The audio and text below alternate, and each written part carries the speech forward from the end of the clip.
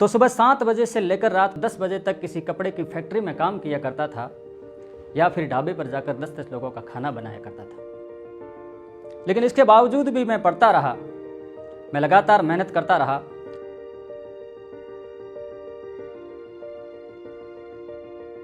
मेरी कहानी की शुरुआत करें तो मेरी कहानी शुरू होती है भारत पाकिस्तान के बॉर्डर पर बसे हुए राजस्थान के बाड़मेर जिले के एक छोटे से गांव ऊंडखा से, जहां पर मेरे घर के नाम पर एक छोटी सी झोंपड़ी हुआ करती थी।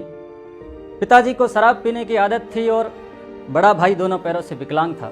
परिवार में ऐसी स्थिति होती थी कि कभी खाने को होता था और कभी नहीं होता था। कभी ऐसे भी दिन आते थे जब लाल मिर्च को कूटकर उसमें नमक और पानी मिलाकर उसमें से रोटी डुबोकर खाना पड़ता था।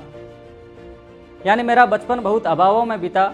मेरे पिताजी हमेशा कहा करते थे कि तू पढ़ाई छोड़ दे और काम पर चला जा, कुछ पैसे आ जाएंगे। लेकिन मेरे मन में सिर्फ एक ही बात रहती थी कि नहीं, मैं तो सिर्फ पढ़ाई करूंगा और एक सरकारी नौकरी हासिल करूंगा। तो सुबह 7 बजे से लेकर रात को 10 बजे तक किसी कपड़े की फैक्ट्री में काम किया करता था या फिर ढाबे पर जाकर 10-10 लोगों का खाना बनाया करता था। लेकिन इसके बावजूद भी मैं पढ़ता रहा, मैं लगातार मेहनत करता रहा। 10वीं 12वीं और ग्रेजुएशन लेवल की जो भी एग्ज़ाम आते थे मैंने एग्ज़ाम फाइट किए, लेकिन हर बार फेल। तो मैं लगातार मेहनत करता रहा, फिर भी फेल पर फेल। मुझे फेल होने की इतनी आदत हो गई थी कि एकदम निराश रहने लगा। मुझे लगने लगा था कि मेरी ज़िंदगी कपड़े की फैक्ट्री में या फिर दूसरे लोगों का खाना बनाने में गुजर जाएगी और मैं ज़िंदगी भर यही करता रहूँगा। लेकिन कभी मन में ख्याल आता था कि नहीं, तो कुछ करके दिखा। आप यकीन नहीं मानेंगे, मैंने बैंक पीओ से लेकर एसएससी तक कुल 21 एग्ज़ाम दिए, 21 यानी 21, और सभी एग्ज़ाम में लगातार है। हिम्मत हारने लगी, हौसला हारने लगा। किसी में 1-2 नंबर से पीछे रह जाता था, किसी में फिजिकल में पीछे रह जाता था, तो किसी में कंप्यूटर टेस्ट वगैरह में पीछे रह जाता था। आस पड़ोस के रिश्तेदार, दोस्त वगैरह, परिवार वाले सब कहने लगे कि तेरी किस्मत नहीं है, तू पढ़ाई छोड़ दे और काम पर चला जा।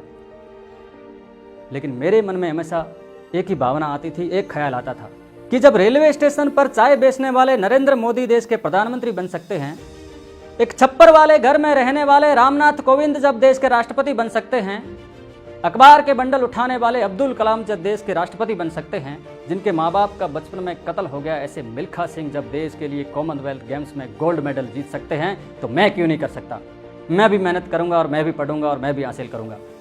मन में ये ख्याल आता था, रख हौसला वो मंजर भी आएगा, प्यासे के पास चलकर स्वयं समंदर भी आएगा, थक कर ना बैठे मंजिल के मुसाफिर, तुझे मंजिल भी मिलेगी और मिलने का मजा भी आएगा।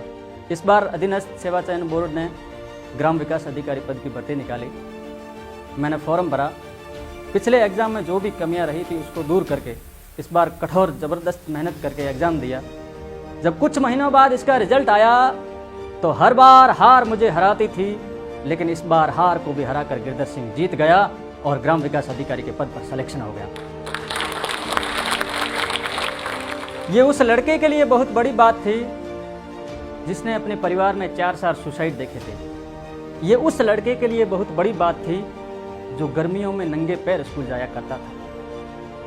ये उस लड़के के लिए बड़ी बात थी जिसने अपनी ज़िंदगी को किताबों और कपड़े की फैक्ट्री के बीच में काटा था। ये बस हुआ तो सिर्फ इस वजह से कि मैंने अपनी हिम्मत को कभी टूटने नहीं दिया, मैंने अपना हौसला बनाए रखा। तो जोश रखिए, जज्बा रखिए, जुनून रखिए, हिम्मत रखिए और हौसला रखिए। लगातार मेहनत करते रहिए।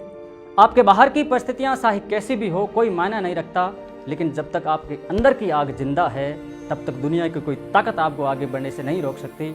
और अंत में मैं इन 4 पंक्तियों के साथ अपनी बात समाप्त करूंगा कि सोच को बदलो तो सितारे बदल जाते हैं, सोच को बदलो तो सितारे बदल जाते हैं, नज़र को बदलो तो नज़ारे बदल जाते हैं। कश्तियों को बदलने की ज़रूरत नहीं मित्रों, दिशाओं को बदलो तो किनारे अपने आप बदल जाते हैं, किनारे अपने आप बदल जाते हैं।